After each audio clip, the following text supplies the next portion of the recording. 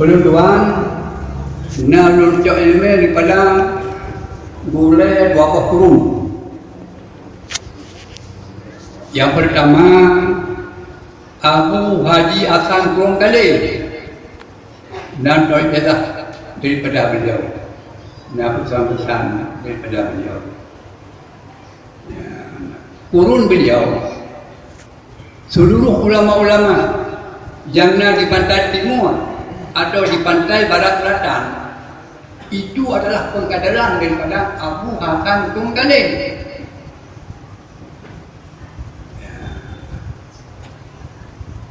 Dalam kurikulum pelajaran syariat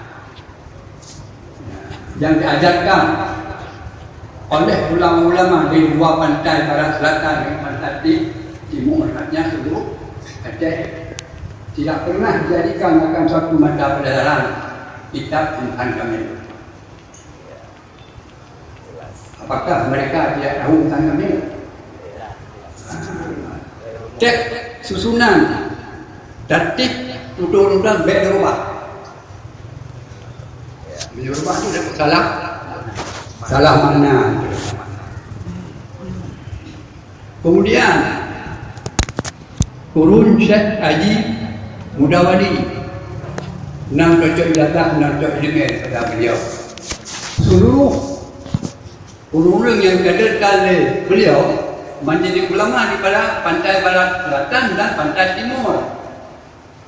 Hanya kader-kader yang jadi kader yang dikaderkan oleh Syekh Haji Mudawadi yang menjadi ulama pandang di pantai barat selatan dan pantai timur. Tidak pernah juga dijadikan satu buku yang dijulukan dengan Insan Kamil.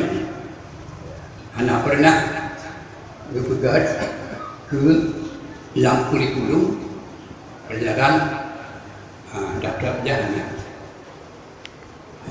Tuan ada sebagai generasi diuk boleh kita yang terhormat almarhum Tunku Abdul Aziz. Sejak daripada periode pertama ulama yang pungutan lebih murid daripada Syekh Haji Mudawadi, Tunku Adinan, ayah apa? Tunku Marhaban, dan juga Tunku Jailani, dan juga Tunku Muhammad Isa Berada, dan juga lain-lainnya sampai ke Dewa Padang. Tapi tidak pernah direkam dalam mata pelajaran Insan Kamil. Apakah mereka itu tidak memiliki Insan Kamil? Mungkin anak depu Insan Kamil. Ya.